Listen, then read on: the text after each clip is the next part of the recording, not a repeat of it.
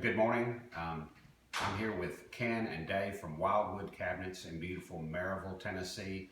They are the cult heroes of 2-second lean, and you've seen them on the videos that Rick has sent out. And so we have taken an incredible 15 minutes of their time and turned it into a 2-hour tour of their facility and seen incredible improvements in attitude and process, and they would share that they're just in the infancy of getting this program going. So I think I've got just a few questions, and then we'll share some other stuff off of this video of some of the things that we witnessed.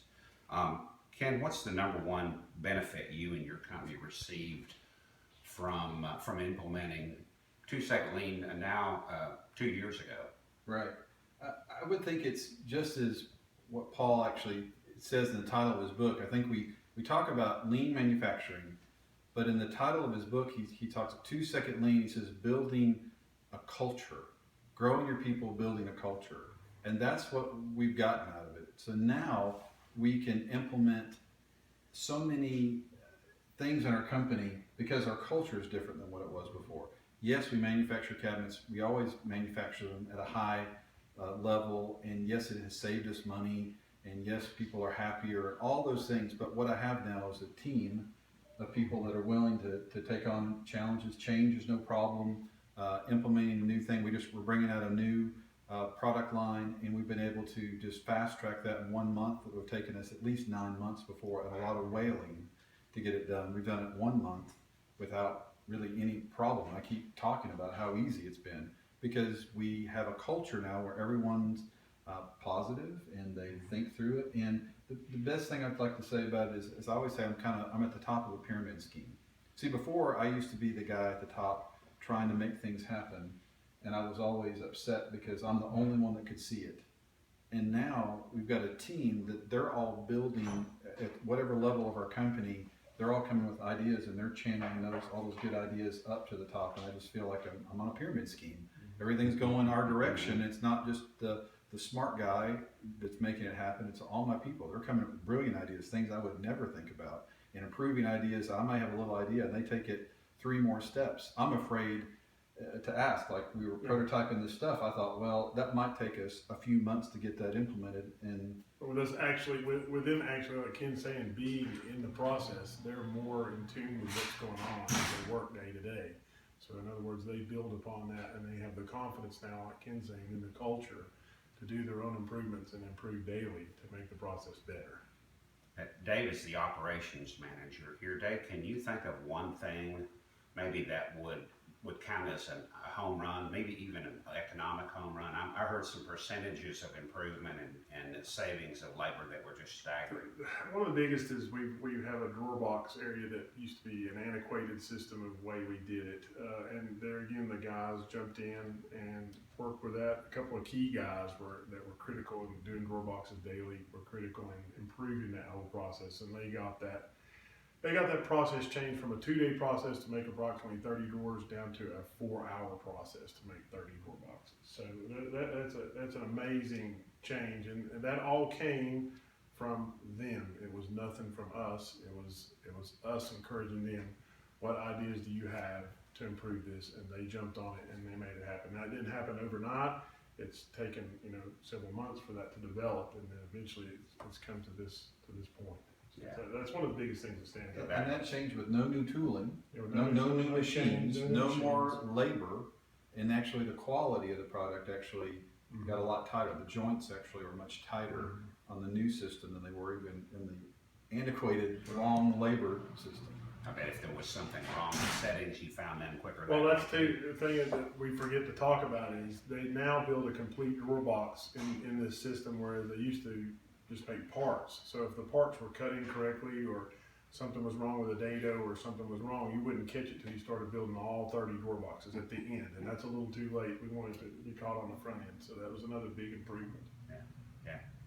Yeah. Ken, we talked a little bit about some of the momentum and how hard it was to get it installed, and maybe some of the plateaus and lulls in the process. So would you talk just a little bit about the infancy thing? Yeah, Well, the best way I can describe it is I think it's sort of like childhood.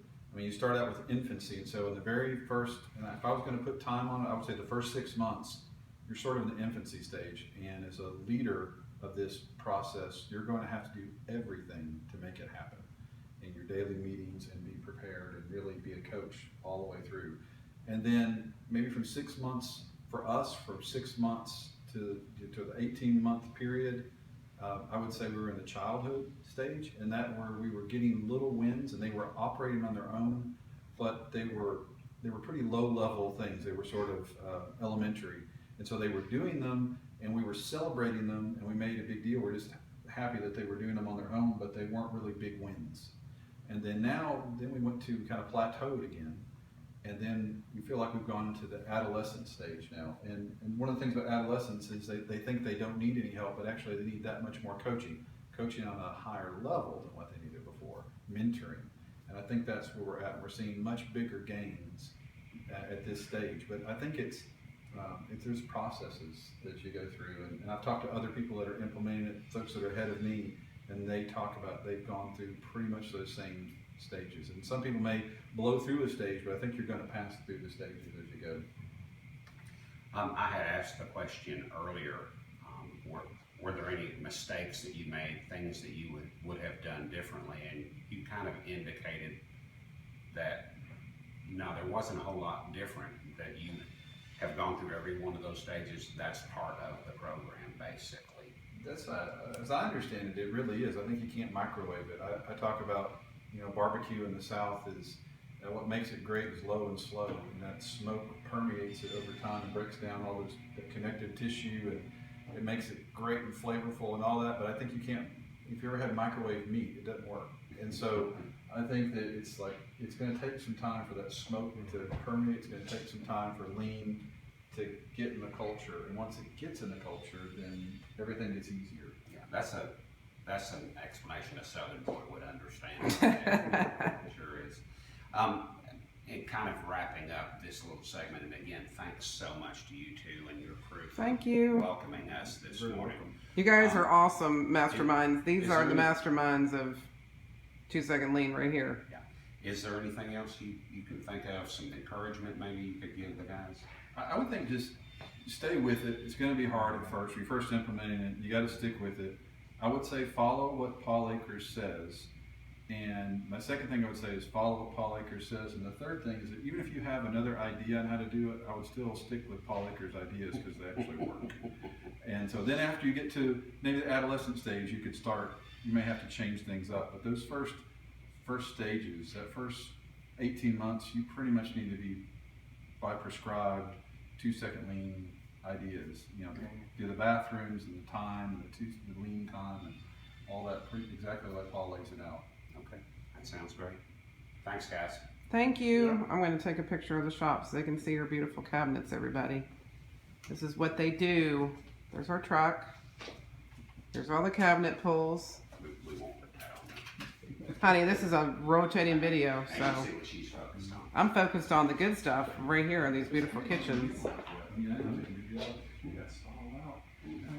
is all this stuff not working perfectly? I have to show them the beautiful And kitchens. he really just talks about building the culture. He's not trying to be the end all in manufacturing. Here's my favorite right here.